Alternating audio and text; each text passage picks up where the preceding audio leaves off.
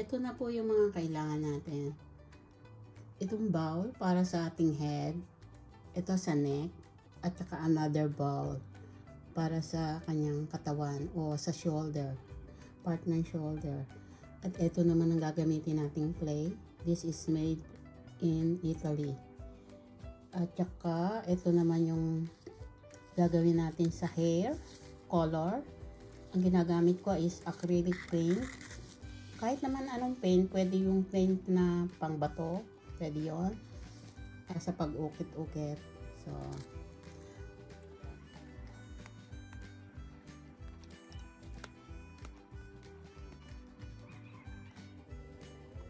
depende sa inyo kung gaano kanipis o kakapal ang magiging pots natin.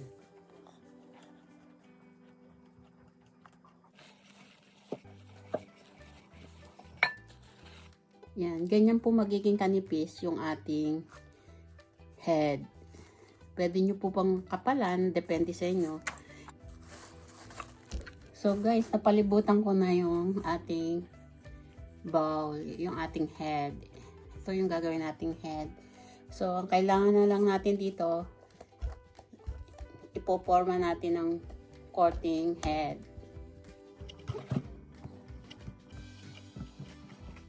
Malambot po naman ang clay. Susunod yan sa kamay nyo. Kaya, hindi nyo problema yung pag-ukit dyan. O pag-korte.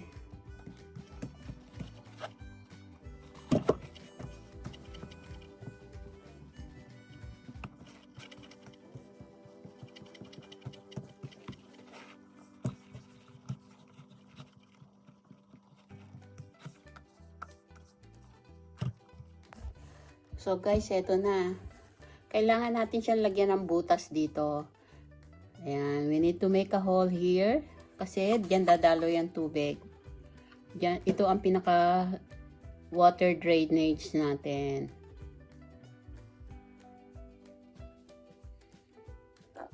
Pwede nyo gamitin ng daliri nyo. Kuhitin nyo na lang pag ano. Ayan. Para pag may plants na sa head, may dadalo yan yung water dito. Yan. Meron siyang butas sa ilalim. So, ang next natin is yung neck niya. Kailangan na uli natin gumawa ng isa pang malaking bilog para sa neck niya. Ito, medyo mahaba yung neck niya. Yan. Para pag hanging plants ang ilalagay, mahaba din ang kanyang neck.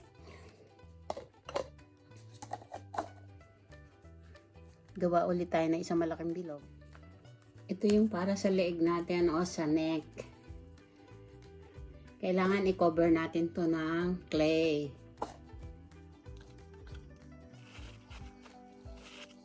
Yan.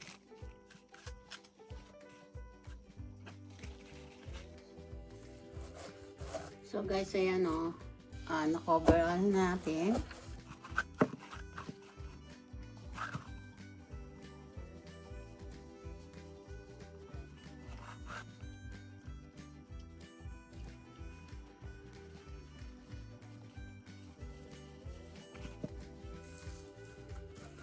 So guys, idudugtong natin to dito. Yan.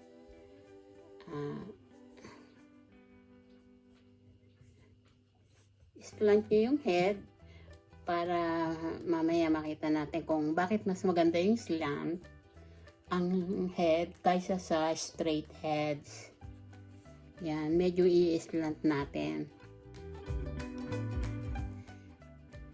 Sisingitan natin dito para mag-slant siya.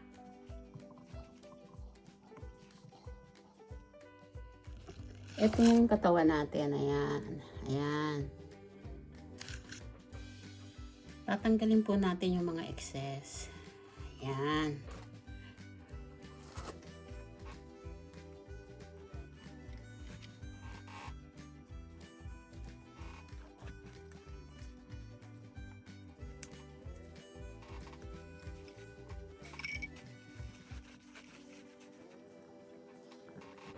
Ayan.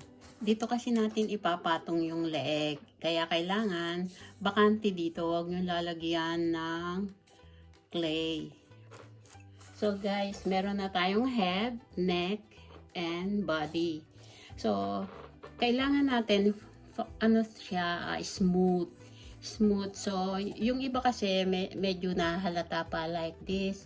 So, may technique tayo dyan. Lalagyan natin ng konting water. Pero yung water, didip nyo lang yung daliri nyo. Didip nyo yung daliri nyo. Then, mag-aano na siya.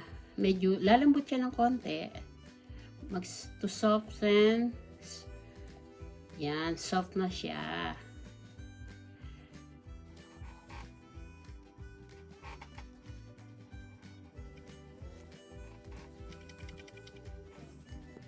Ang gagawin muna natin ngayon is nose. So, pag gumawa tayo ng nose, depende sa inyo. Depends upon you kung you like pointed nose or like your nose. Maliit lang naman ang gagawin natin bilog. Dalawang maliit na bilog. Isa para sa nose at isa para sa lips.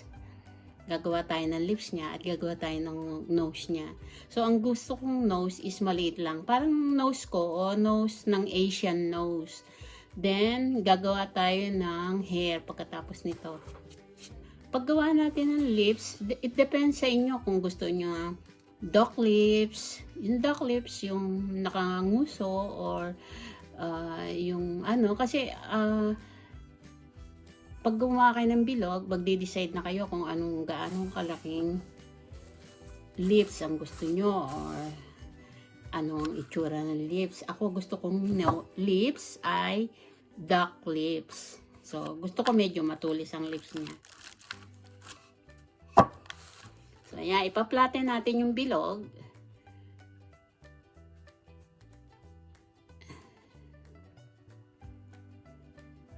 Ayan. Oh. So, guys, tapos na yung lips natin. Ito na yung tinatapusan niya. Ayan.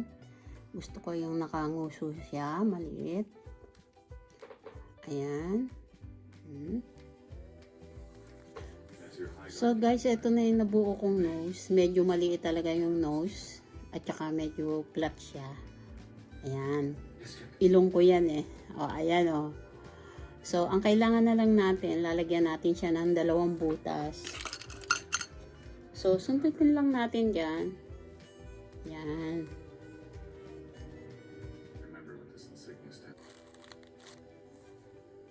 Ayan.